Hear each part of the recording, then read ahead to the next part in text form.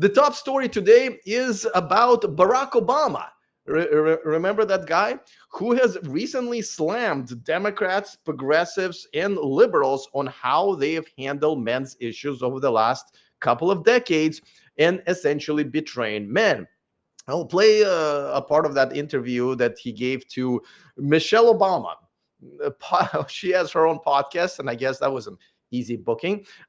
He addressed quite a few men's issues there, but this particular one where he essentially criticizes it. And I'll play it to you in just a second. Now, he's right. Men's issues is something that's up for grabs. And if Democrats want to make a comeback, that would be something that they probably should think about. Now, a lot of people think that it's the Republicans who own the men's issues, especially because a big part of the reason why Donald Trump won his second term was because his appeal to men. However, even that is just rhetoric. If you think about it, the last big anti-men law that was signed into law was signed by Donald Trump. And not even this year. It was during his first term. And I bet pretty much every American man who's watching this is going like, wait, what? What law? That's the problem, gentlemen. You don't even know when laws are signed against you. You don't even know which party is your party when it comes to men's issues. Men don't care about these issues as much as they should. So why would our presidents? As a matter of fact, the last time men got together and fought for a cause was when a beer company hired a trans person to do their marketing. Until we start caring about our own rights, we can't ask Barack Obama's and Donald Trump's of the world to care about our issues more than we do care about them ourselves. So let me get to that interview and show you that particular part that I found actually. I was quite shocked about with it because this interview was given a few weeks ago, and of course, it got no coverage. Uh, Even though I think this is one of the most polarizing things that Barack Obama said. But of course, why would media cover it if most American men don't give a shit about it? Let's listen in. And I will say, as quote unquote progressives, Democrats, progressive parents, enlightened ones, we've made that mistake sometimes in terms of our rhetoric, where it's like we're constantly talking about it, what's wrong with the boys instead of what's right with them. We rightly have tried to invest in girls to make sure that there's a level playing field, and then they're not barred from opportunities.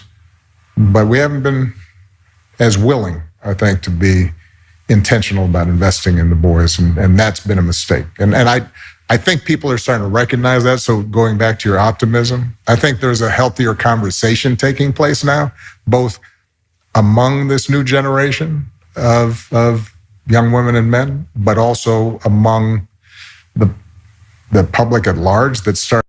So I'm not sure about the conversation really being that big because essentially, the channels like mine and there are bigger ones, of course, are still just scratching the surface of what the real issues are.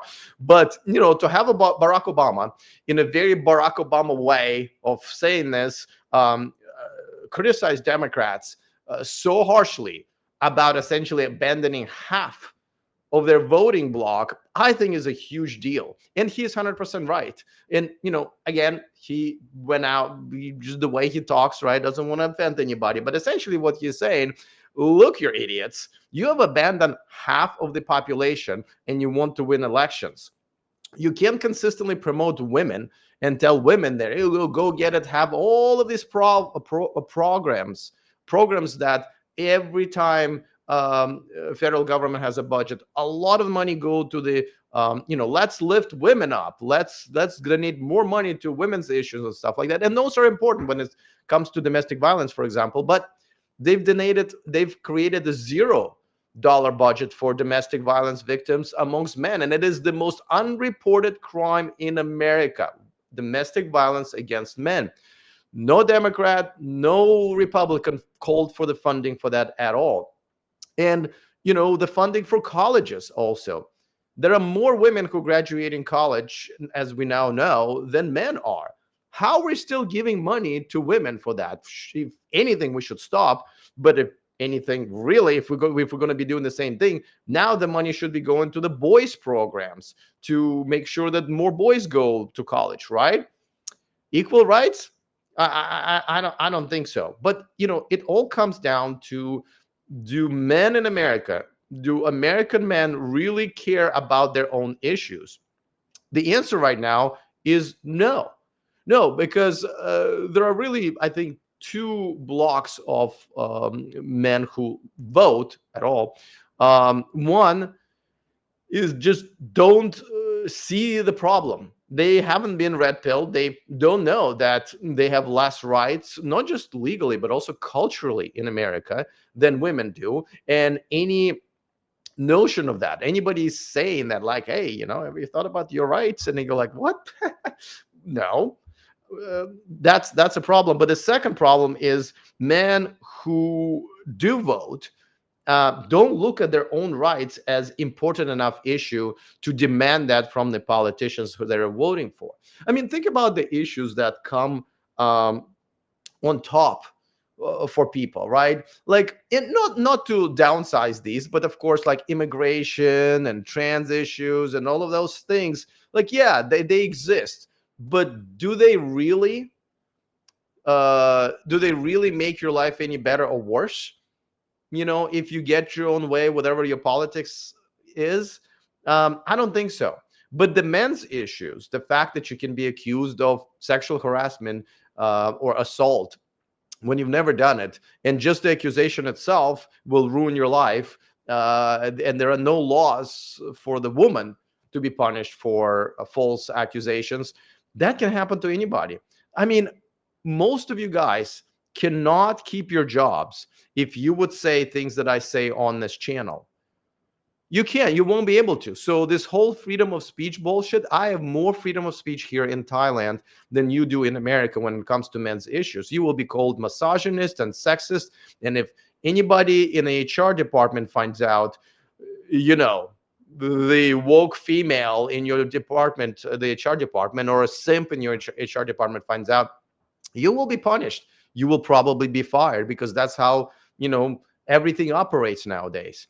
So until men decide that it is important to them, and then they will start demanding that the politicians that they're voting for actually care about their rights, and not just by going on men's, I don't mean to pick on Donald Trump. I'm an independent. I hated both candidates in the last election. So and I do appreciate Donald Trump's rhetoric. At least he says things that a lot of men find hopeful. But at the end of the day, I only judge our politicians by their actions. And the last action that Donald Trump took, that had to do with men's issues, is not a good one. And again, I'm not going to tell you what it is, by the way. I've already made a video about it, and I will make another video about it when the time is right. But go and Google it. I mean, if I'm not going to tell you, because you need to be an educated voter, and it starts with you using Google and ChatGPT or whatever, and start researching. Go research some of the laws that were signed that have to do with men's issues. See if they made your life better or worse. See if they make other men's lives better or worse, and then just see who voted for it in Congress. Because again, don't forget, the president, Donald Trump, was not the only one who participated in making into the law, right? He signed it, but there's a bunch of congressmen who had to vote for it to get to the Donald Trump's desk, right? Until you guys research these issues, and until you make it something that you really truly care about, which I think you should, over issues of transgender people participating in sport, which fucking 99.99% of you will never ever have to deal with. Until then, gentlemen, what are we doing here? I'll take a quick question for the comment from the chat.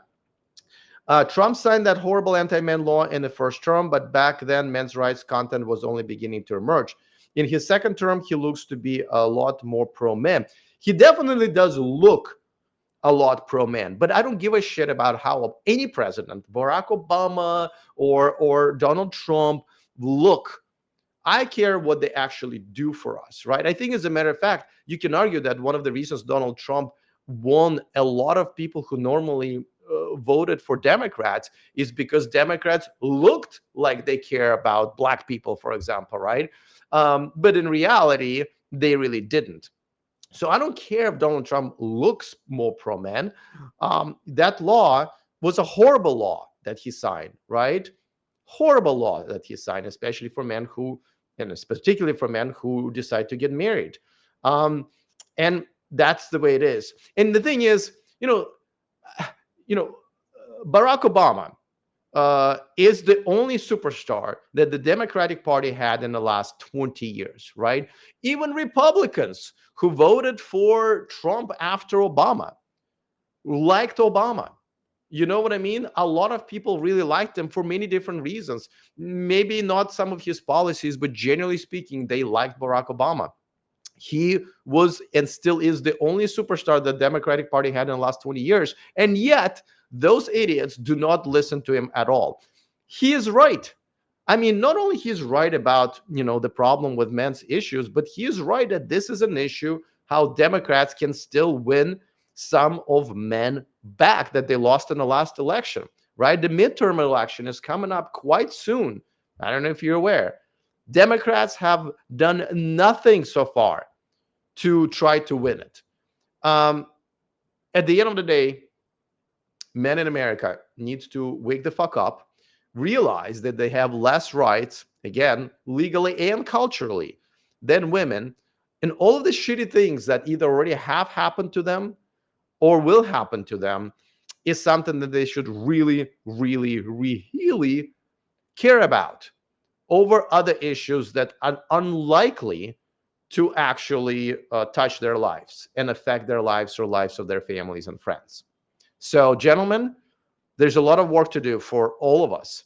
Please get going and start by Googling this law that I just mentioned and see if this is something that you support. If you want to ditch modern women and move abroad for more traditional relationships, go to themillionmanproject.com, take my most comprehensive course, and change your life.